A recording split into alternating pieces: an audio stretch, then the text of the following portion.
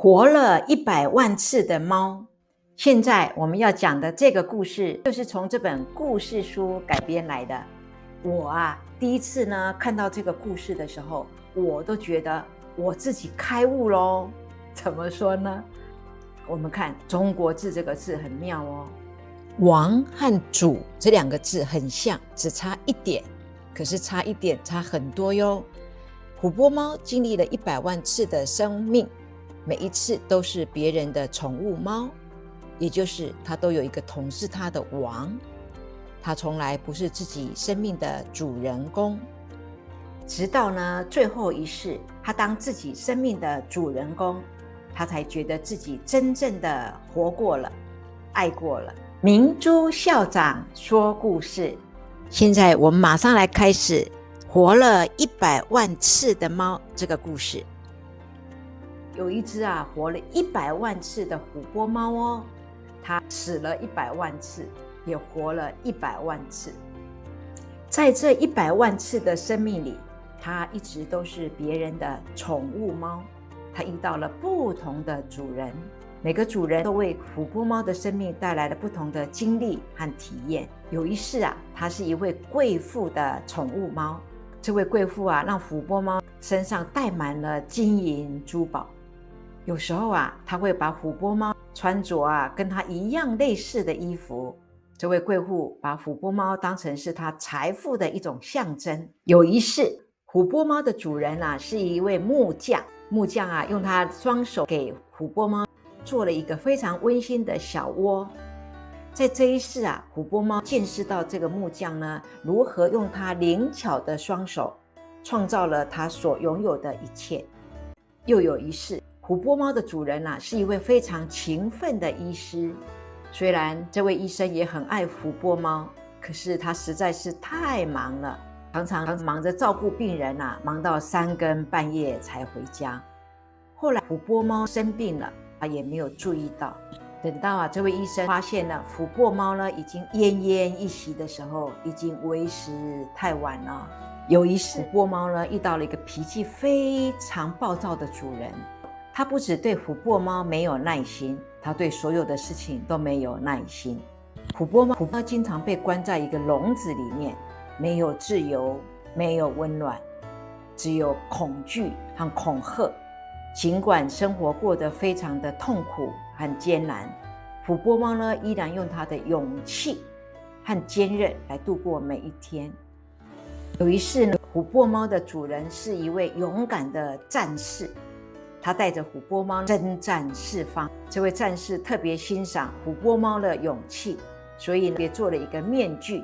每次在出去打战的时候呢，就会戴着琥珀猫的面具。是呢，让琥珀猫见识到了战争的无情。他见识到人们会为了权力、为了地位、为了资源而不惜发动战争，摧毁生命，摧毁家园。又有一次，琥珀猫的主人是一位乞丐。这位乞丐把这个琥珀猫当成是他唯一所拥有的一样东西。他们每天就在街头过日子。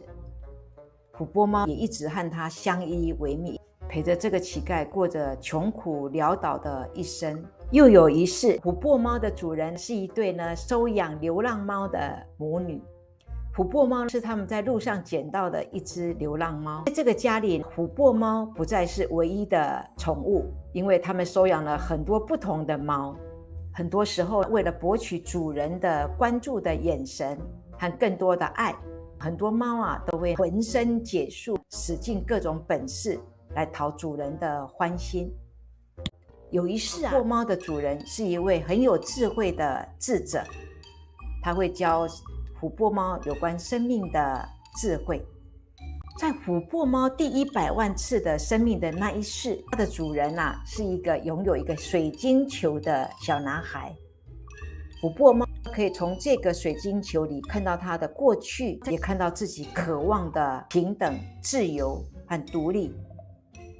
活了100万次，也死了100万次的琥珀猫又重生了。在这一世，他决定无论如何都要当自己生命的主人，不再当任何人的宠物猫。于是琥珀猫开始了一个截然不同的旅程。在它的旅程当中，它遇到了各种各样不同的人和不同的动物。有一天呢，它遇到了让它眼睛为之一亮的一只美丽又独立自主又优雅的白猫。它就守在这只白猫的旁边观察它，欣赏它，靠近它。有一天，它就问白猫说：“你怎么可以活得这么的独立、自主又优雅呢？”白猫告诉他，因为他知道他自己是谁。他每天还会做一个冥想，这个冥想呢，随时都提醒他是谁。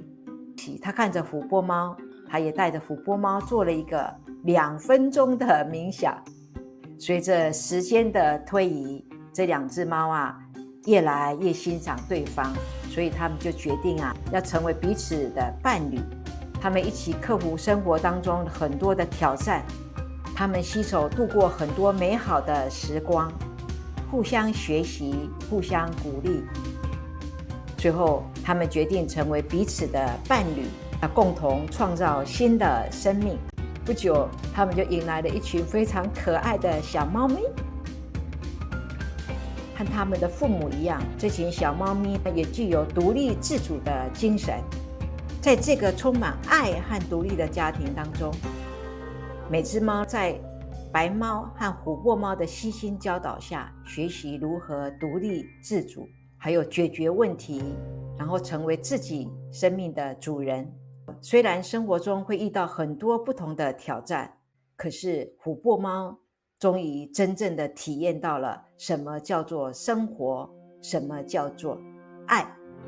随着时间的流逝，琥珀猫和白猫的小猫咪们都长大了，他们继承了父母的独立自主的精神，一个一个的离开了家，去过他们自己独立自主的生活。在这一世，琥珀猫终于体验到了属于自己真正的幸福。慢慢的，琥珀猫越来越老了，在它生命的最后一刻，它躺在白猫的怀里。琥珀猫用它深情的眼睛看着白猫说：“在这一世，我真正的活过了，我真正的爱过了，我毫无遗憾。”白猫看着琥珀猫，它流出了眼泪，默默地陪伴着琥珀猫走完它生命的最后一段旅程。活了100万次的猫，故事讲完了。感谢你的收看，感谢你的留言和订阅和分享。我们下一个影带见。